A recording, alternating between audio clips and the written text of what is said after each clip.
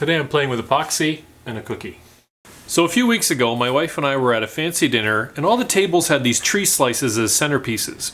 There was a big plant display on top of them, and at the end of the evening we took ours home, and I thought I'd see what I could do with it. As you can see, it is not at all flat, and it looks rather dull, but I could see some beauty hidden inside. It's got all kinds of lovely spalting in it.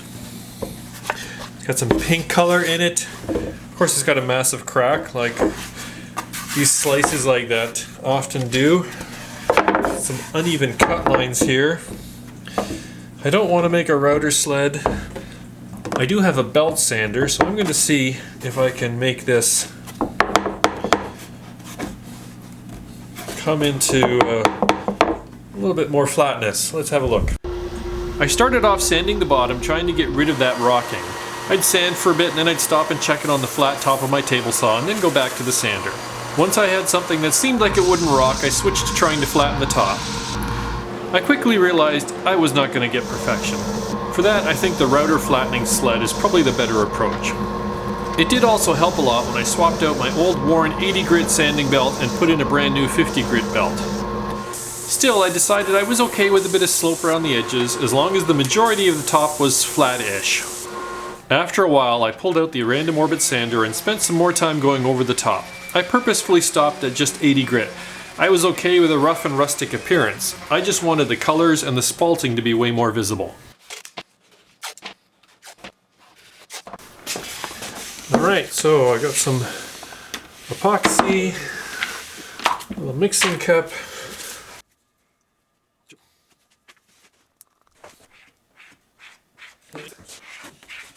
Lovely bit of spalting there. I hope that is still visible after.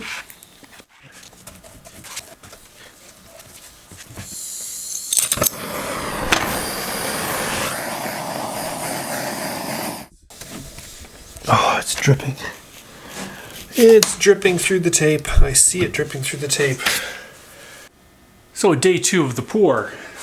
And I need 2 days because basically this crack, everything drained through.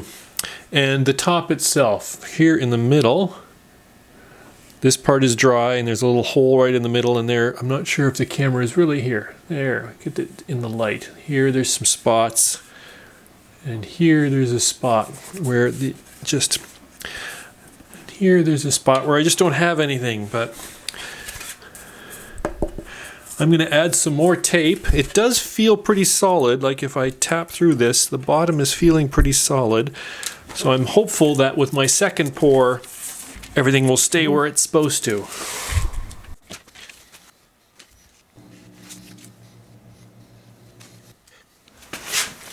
And I'm looking under it, and I'm not seeing any drips this time. So here's hoping. Day 3 of this little epoxy experiment, and we're still not done. So the epoxy and the crack, well, that shrunk a bit, so there's a little bit of depth there. That I'm not too surprised about, but I'm really surprised about this little pinhole in the middle is still not filled, even though there's no leakage down at the bottom. So, and there's still a little spot here where it seemed like it did not work. So I'm going to do one more pour, and I don't think I need the tape anymore. Despite the tape being there is nothing in this little pinhole. I can just catch a glimpse of light right through it. So I need to retape this when I pour the epoxy. And over here I found a little spot where it seems like there's a little pinhole. So I'm going to when I do this other side with another coat, I'm going to make sure that it is well taped. This time I'm trying some clear packing tape so I can see what's going on, and hopefully it's a little bit easier to clean off afterwards. But I read this trick online about putting the epoxy in the microwave just for 10 seconds just to make it a bit runnier, because I was finding it a bit thick. I'm in a basement here and it is spring, it's warming up, but okay, I hit this with 10 seconds in the microwave and it's nice and runny. I think it's still kind of on the cool side here in the basement. So if we can just get this epoxy a little bit runnier, I think that'll just let it flow that much better. Ironically, I'm doing all this work, but it's probably still just going to be a plant stand. I don't know. Maybe it'll be a centerpiece on the table. Are you ready for day 4? So given that this is an experiment and I'm just sort of playing around, I'm basically finished. I did not get as nice a finish as I was hoping for. I've done this sort of an epoxy pour before on when I did the t-shirt thing about a year ago, but I got lots of little divots here, tiny little dots. I'm not sure if these are little bubbles or if it was just that my shop was a bit dusty, or if the epoxy again was kind of thick and not as runny as we might have liked. There's not much more I can do.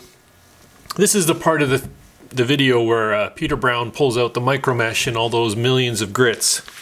I've got some 2000 grit and a little bit of 3M pad here. It's probably going to take this down to a matte finish, but I'm going to go ahead with that anyways as a little bit of a finishing thing. A little bit of water there. Actually, first I'm going to do a little bit of 400. And where's my block? A little bit of block here.